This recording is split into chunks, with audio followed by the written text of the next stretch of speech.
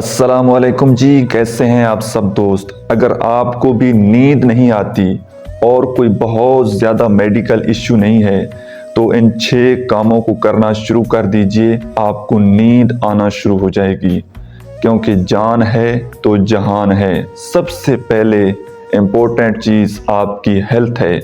اگر ہیلتھ ہے تو آپ کے رشتے بھی چلیں گے، زندگی کا مزہ بھی آئے گا، کھائیں گے تو بھی مزہ آئے گا، کہیں گھومنے جائیں گے تو بھی مزہ آئے گا، لیکن صحت نہیں ہوگی تو سب چیزیں بیکار ہو جائیں گی، چاہے وہ پیسہ ہے، شہرت ہے، رشتے ہیں، سب کسی کام کے نہیں ہیں۔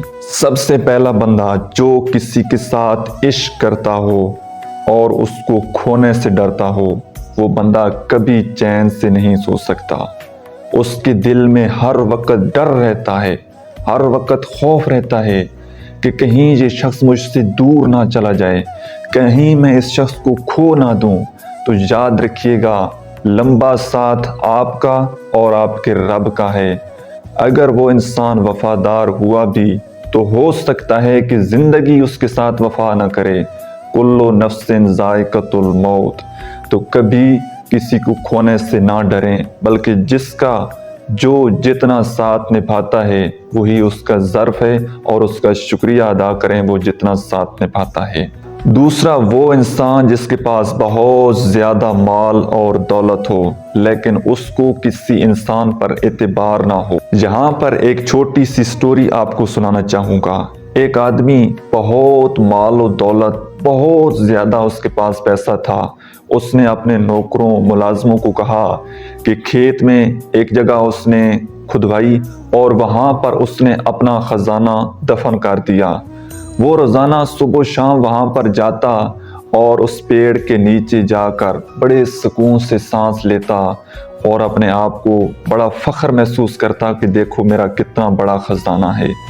ایک دن وہ حسب معمول جب جاتا ہے وہاں پر تو اس کا خزانہ کسی نے چرا لیا تھا، کسی نے اٹھا لیا تھا۔ اس نے زور سے چیخ ماری اور بے ہوش ہو کر گر پڑا۔ جب اس کو ہوش آئی تو وہ بہت زیادہ پریشان تھا۔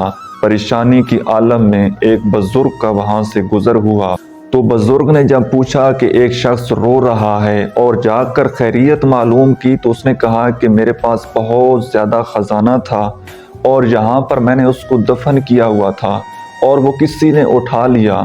بزرگ نے کہا یہ تو کوئی مسئلے والی بات ہی نہیں ہے، اس بات سے تم رو رہے ہو، یہ پرابلم میں آپ کی آج ہی حل کر دیتا ہوں۔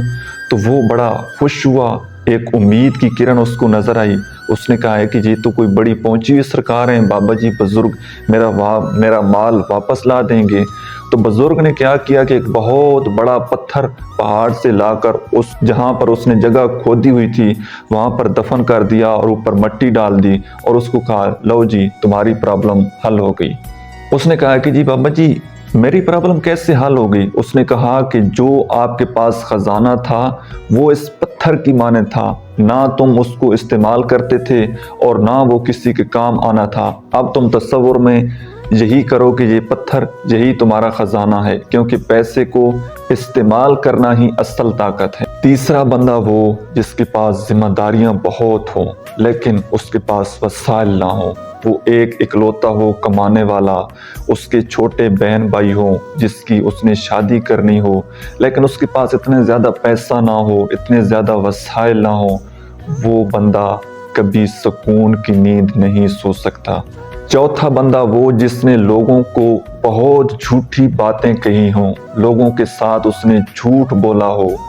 اس کو ہر وقت یہ فکر رہتی ہے کہ کہیں کسی دن میرا جھوٹ کسی کو پتہ لگ گیا تو میری عزت ککھ نہیں رہنی۔ وہ اس خوف کی وجہ سے، اس ڈر کی وجہ سے اس کو نیند نہیں آتی۔ پانچواں بندہ وہ جو کسی کے قتل کا ارادہ رکھتا ہو، اس کے دل میں ہر وقت آگ جل رہی ہوتی ہے، وہ ہمیشہ اپنی ہی آگ میں جلتا رہتا ہے کہ کب وہ دن آئے کہ میں اس شخص کو ختم کروں۔